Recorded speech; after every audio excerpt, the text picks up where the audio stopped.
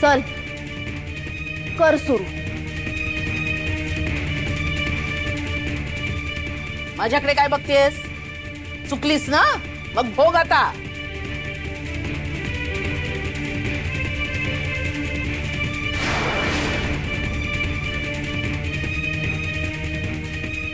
सावकारांकडे काय बघतेस? तुझी सुटका होणार नाहीये. थोबाडीत मारून घे चल मुकाट्याने. आणि हो, मारताना बोलायचं मालक आणि मग थोबाडीत मारून घ्यायची.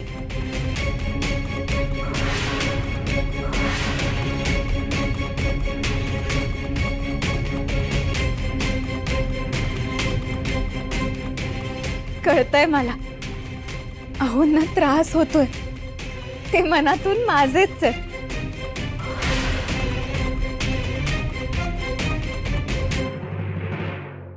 मालक मालक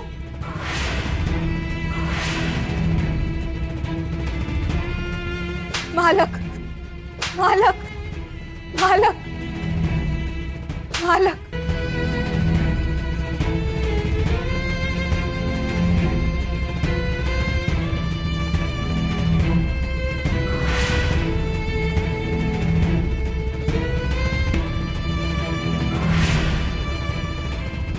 मालक मालक मालक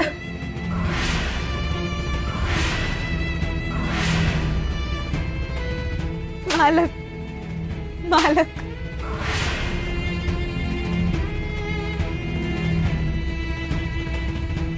मालक. बास करा वहिनी, बास करा आता.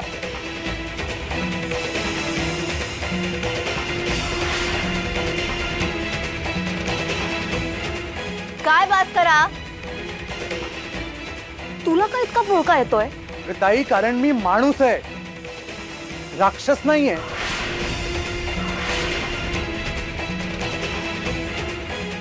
आणि मला मन आहे.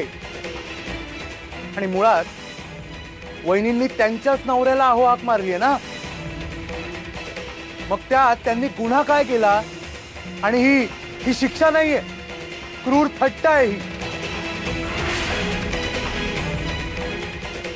आणि त्याही पेक्षा क्रूर हे आहे ना, या माथे फिरू माणिकचे हे कृत्य आपण मुकाट उभं राहून बघतोय. का सहन करतोय आपण हे? हा दादा, अरे नवरा म्हणून नाही, पण एक जिवंत माणूस म्हणून तुला वहिनींवर दया नाही येते का? अरे का तू खरंच दगडाच्या काळजाचा झालायस? नुसतं बघत काय उभा राहतोस? डोळे उघडे ठेवून ही निर्दयी गोष्ट बघतोयस तू. विनया, गप्पा बस. लायकीपेक्षा जास्त बोललास. या घरात तुझ्यापेक्षा सगळे मोठे आहेत. लहानाने अक्कल शिकवायची गरज नाहीये. अति होतंय हा तुझं. करमाई जे सुरू आहे ना, ते अति होतंय आता. आणि हे माझ्यासारख्या लहानालाही कळतंय. तुम्हा सगळ्यांना कळतंय, पण तुम्ही दुर्लक्ष करताय. हे कोणतं मोठेपणाचं लक्षण आहे? विनू भाऊजी, तुम्ही कशाला बोलताय?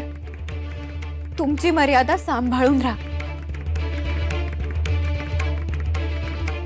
आणि मोठ्यांना वाटतंय ना माझ्याकडून चूक झालीये म्हणून ही शिक्षा दिलीये ना.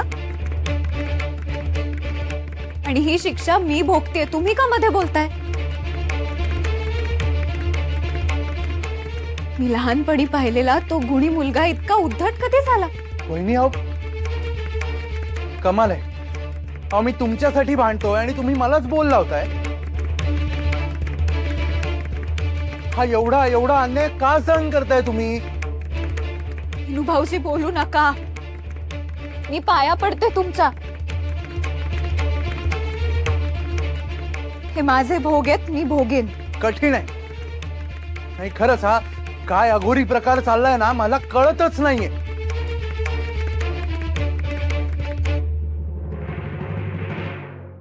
पण चूक तर माझी होती. दोरी तडकून मी माणिकला पाडणार होतो.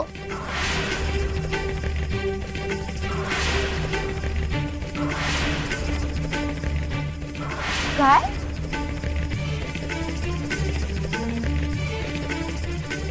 काय वेड्यासारखं बोलतोस? बस. नाही बसणार. मला ही माणिक ना अजिबात आवडत नाही.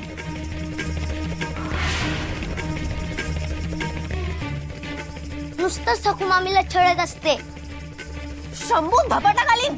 काही नाही हो वंच, हे सगळं त्या सखूनीच शिकवलंय ह्याला. ह्याला कुठनं येणार आहे एवढी अक्कल? मी काय का सखू, विनू भाऊजींशी बोलायचं निमित्त करून थांबलीस कशाला?